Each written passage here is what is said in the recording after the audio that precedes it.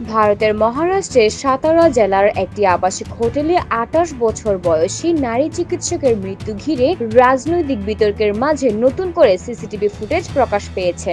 এতে দেখা গেছে সেই নারী আত্মহত্যার দিন রাতের বেলায় একাই হোটেলে প্রবেশ করেন।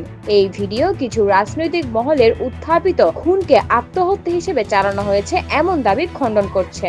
২৩ অক্টোবর রাতে নিজের হোটেল কক্ষ থেকে তার মরদেহ উদ্ধার করা হয়। মুম্বাইয়ের সরকারি হাসপাতালে কর্মরত এই চিকিৎসকের হাতের তালুতে লেখা আত্মহত্যার নোটে দুইজনকে দায়ী করা হয়। তারা হলেন পুলিশের সাব ইন্সপেক্টর PSI গোপাল বদানে ও সফটওয়্যার ইঞ্জিনিয়ার প্রশান্ত ব্যাংকার। বদানে ব্যাংকার দুজনকেই ইতিমধ্যে গ্রেফতার করা হয়েছে। ভারতীয় সংবাদ সংস্থা NDTV এক প্রতিবেদনে জানিয়েছে, হোটেল মালিক ফুটেজটি স্থানীয় প্রশাসনের কাছে তুলে দিয়েছেন। তাতে দেখা যায় লক্ষ্মী পূজার অনুষ্ঠান শেষে ব্যাংকারের বাসা থেকে বের হয়ে চিকিৎসক নিজেই হোটেলে এসে চেক ইন করেন।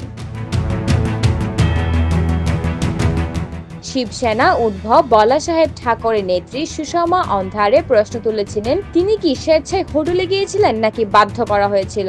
এর জবাবে হোটেল মালিক বলেন, তার সঙ্গে কেউ ছিল না, তিনি একাই এসেছিলেন। প্রাথমিক তদন্তে জানা গেছে, লক্ষ্মী পূজার সময় ব্যাংকারের সঙ্গে তার ছবিকে ঘিরে বাকবিতণ্ডা হয়। তিনি রাগ করে বেরিয়ে গেলে ব্যাংকারের বাবা তাকে ফের বাড়িতে আনেন। পরে আবার তিনি বেরিয়ে হোটেলে উঠেন। নিজেকে বিপর্যস্ত উল্লেখ করে মোবাইলে ব্যাংকারকে একাধিক খুদে বার্তা পাঠান তিনি।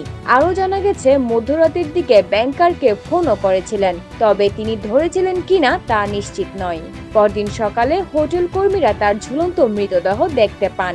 ময়না তদন্তে গলায় ফাঁস লাগিয়ে আত্মহত্যার ইঙ্গিত মিলেছে। হাতে লেখা নোটে বদানিকে একাধিকবার যৌন নিপীড়নের অভিযোগ করা হয়েছে। ব্যাংকারের বিরুদ্ধে মানসিক নির্যাতনের অভিযোগও রয়েছে। পুলিশ জানিয়েছে, ভুক্তভোগী আগেও বদানি ও কিছু পুলিশ কর্মকর্তার বিরুদ্ধে লিখিত অভিযোগ করেছিলেন। অভিযোগ, তার কাছ থেকে অপরাধীদের ভুয়া মেডিকেল ফিটনেস সার্টিফিকেট দিতে চাপ দেওয়া হতো। সেই অভিযোগ উল্টো তার বিরুদ্ধেই মামলা হয়ে যায়। নারী কমিশন জানতে চেয়েছে, তার অভিযোগ তদন্তে ব্যবস্থা নেওয়া হয়নি কেন। কংগ্রেস নেতা রাহুল গান্ধী ঘটনাকে প্রাতিষ্ঠানিক ব্যর্থতা বলেছেন।